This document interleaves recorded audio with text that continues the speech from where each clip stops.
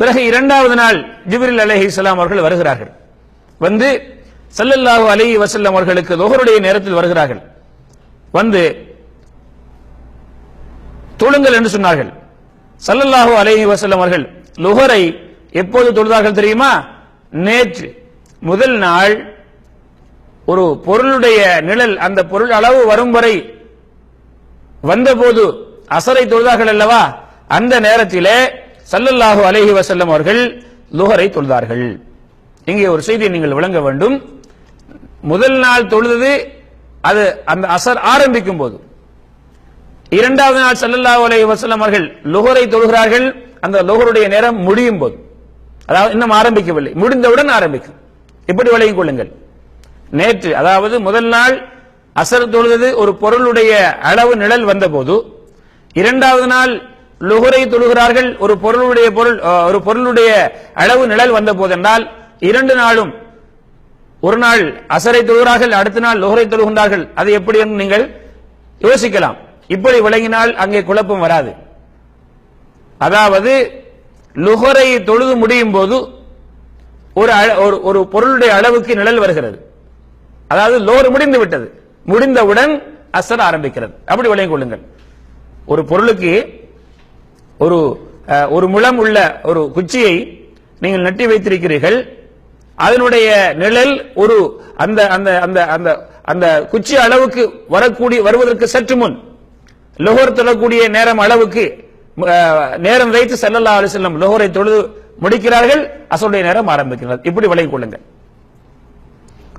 இரண்டாவது நாள் அசரை எப்படி தொழுதார்கள்?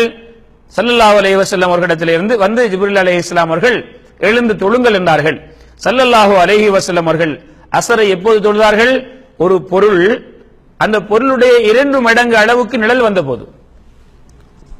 உதாரணத்திற்கு ஒரு முழ குச்சியை நீங்கள் நட்டு வைத்திருந்தால் 2 முழம் அளவுக்கு அந்த குச்சியுடைய நிழல் வரும் வரை வந்தபோது ஸல்லல்லாஹு அலைஹி வஸல்லம் அவர்கள் அசரை தொழுதார்கள். இது இரண்டாவது நாள். பிறகு மக்ரிபுடைய நேரம் வந்தபோது ஸல்லல்லாஹு அலைஹி வஸல்லம் அவர்கள் முதல் நாள் எப்போது தொழுதார்கள்? சூரியன் மறைந்த போது. இரண்டாவது நாளும் அதே நேரத்தில் தான் தொழுதார்கள். இங்கே ஒரு செய்தியை நீங்கள் விளங்கிக் கொள்ள வேண்டும். அசருடைய நேரம் உண்மையில் எதுவரைக்கும் இருக்கிறது? மக்ரிப் வரைக்கும் இருக்கிறது. எதற்கு? இரண்டாவது நாள் அசர் தொழுகையை ஜிப்ரீல் அலைஹிஸ்ஸலாம் அவர்கள் ஒரு பொருளுடைய 2 மடங்கு அளவு நிழல் வந்த போது தொழச் சொன்னார்கள் என்றால், இங்கே உலமாக்கள் இதற்கு சொல்லக்கூடிய விளக்கம் என்னவென்றால், இது வக்துன் இஹ்தியாரி. ஒருவர் அவருடைய நிர்பந்த சூழல் இல்லாத நேரத்தில் சாதாரணமான ஒரு நிலையில் இருக்கக்கூடியவர் இதை விட பிற்படுத்தக்கூடாத அசரை. இன்னொன்று இருக்கிறது வக்துன் இலுத்திராரி, ஒரு நிர்பந்தமான சூழலில் ஆக்கப்பட்டவர். அவருக்கு உண்மையிலேயே இந்த அசருடைய தொழுகையை ஒரு வஸ்துவின் அளவை விட 2 மடங்கு நிழல் வரக்கூடிய நேரம் வரும் வரை அவரால் தொழ முடியாத ஒரு நிர்பந்தத்தில் இருக்கின்றார் என்றால் அவருக்கு என்ன செய்யலாம்? மக்ரிபுடைய நேரம் வரும் வரைக்கும் அசரை பிற்படுத்தலாம். அப்படி இல்லை என்றால் இந்த நேரத்துக்குள் இரண்டாவது நாள் ஜிப்ரீல் அலைஹிஸ்ஸலாம் அவர்கள் அசரை தொழச் சொன்னார்களே, அதற்குள்ளே ஒரு மனிதன் தொழுது விட வேண்டும். குறிப்பாக நாம் சொல்வதாக இருந்தால் இந்த அளவுக்கு நாம் யாரும் பிற்படுத்தக்கூடாது. ஒவ்வொரு தொழுகையையும் அதனுடைய ஆரம்ப நேரத்திலே தொழ பழகிக் கொள்ள வேண்டும். முடியாதவர்களுக்கு தான் இந்த சட்டம். அதே போன்று மக்ரிப் தொழுகை இருக்கிறது, அது ஒரு மற்ற தொழுகைகளை ஒப்பிட்டு பார்க்கும்போது ஒரு சுருக்கமான நேரம். ஆகவே அந்த நேரத்தை ஜிப்ரீல் அலைஹிஸ்ஸலாம் 2 நாளும் ஒரே தடவை அவர்கள் அங்கே சொல்லி காட்டினார்கள், தொழ சொல்லி. இதை தவறாக சிலர் நினைத்திருக்கிறார்கள். மக்ரிப் தொழுகைக்குரிய நேரம் அந்த 3 ரக்காத்து தொழக்கூடிய அல்லது 3 ரக்காத்தும் அந்த சுன்னத்தும் தொழக்கூடிய நேரம் தான். அது முடிந்து விட்டால் மக்ரிபுடைய நேரம் முடிந்ததாக இல்லை. அதான் இஷாவுடைய அதான் வரைக்கும் மக்ரிபுடைய நேரம் இருக்கிறது.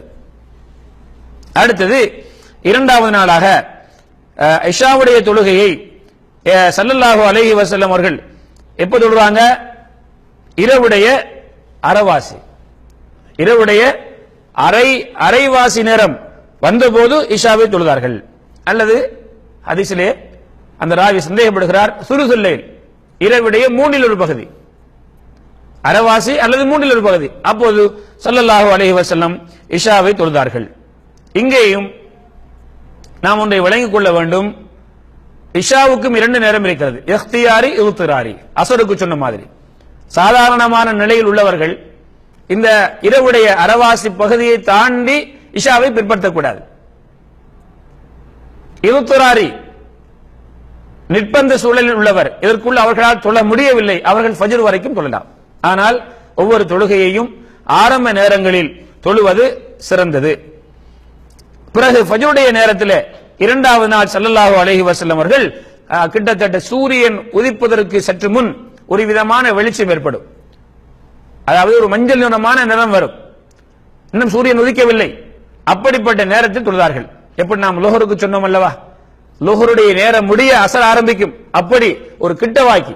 எதற்கு இப்படி நமக்கு ஸல்லல்லாஹு அலைஹி வஸல்லம் அல்லாஹு தஆலா ஸல்லல்லாஹு அலைஹி வஸல்லம் மூலமாக கற்றுத் தருகின்றான் என்றால், ஒவ்வொரு வக்தும் அதற்குரிய நேரங்கள் ஆரம்பித்து முடியக்கூடிய கடைசி நேரம் வரை ஒரு மூமின் அவருக்கு இவ்வளவுதான் 10 நிமிடம் தான் ஒரு வக்துக்கு என்று சொல்லப்பட்டால் கடுமையாக கஷ்டப்படக்கூடிய நிலையில் மக்கள் ஆக்கப்படுவார்கள்.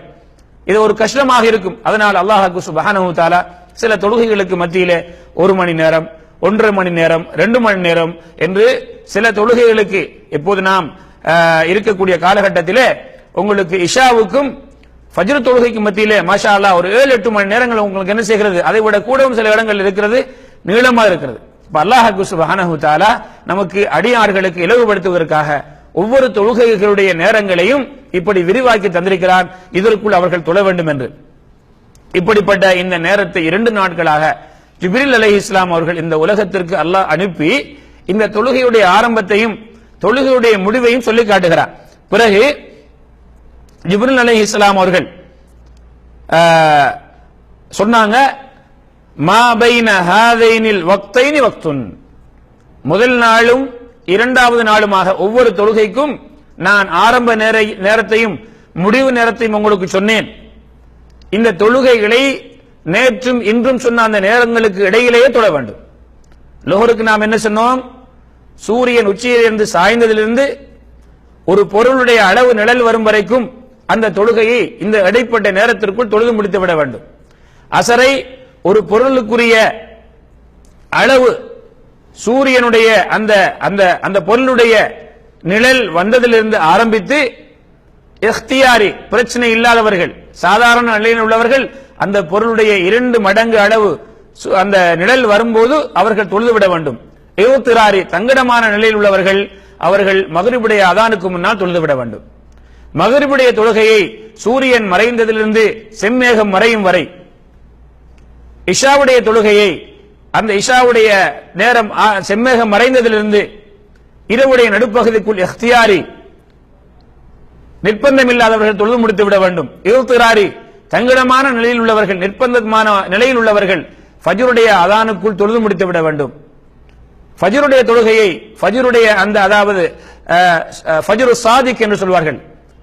வானம் இது சிட்டியிலே உங்களுக்கு விளங்குவது கஷ்டமாக இருக்கும், நகர புறங்களில் இது முடியாது, கிராமப்புறங்களிலே வெளிச்சங்கள் இல்லாத நேரத்தில் இது சரியாக தெளிய அதாவது இருளுள்ள காலங்களிலே சரியாக தெளிவாக தெரிய வரும்.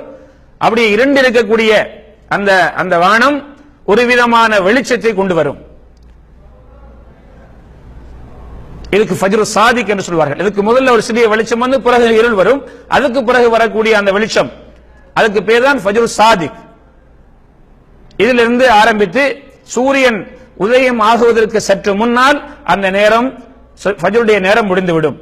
இதுதான் தொழுகைக்குரிய நேரம். இந்த இந்த இந்த அளவுகோலை நாம் தெரிந்து வைத்திருந்தால் நம்மிடத்தில் கடிகாரங்கள் இல்லாவிட்டாலும், தொழுகையுடைய அட்டவணைகள், தொழுகையுடைய அந்த நேரங்கள் நமக்கு தெரியாவிட்டாலும், எந்த நாடுகளுக்கு சென்றாலும் இதை வைத்து நாம் தொழுகையை அறிந்து கொள்ளலாம். ஆக தொழுகையுடைய நேரத்தை தெரிந்து கொள்வது, தெரிந்து நாம் தொழுவதும் இந்த தொழுகையுடைய நிபந்தனைகளை சார்ந்தது.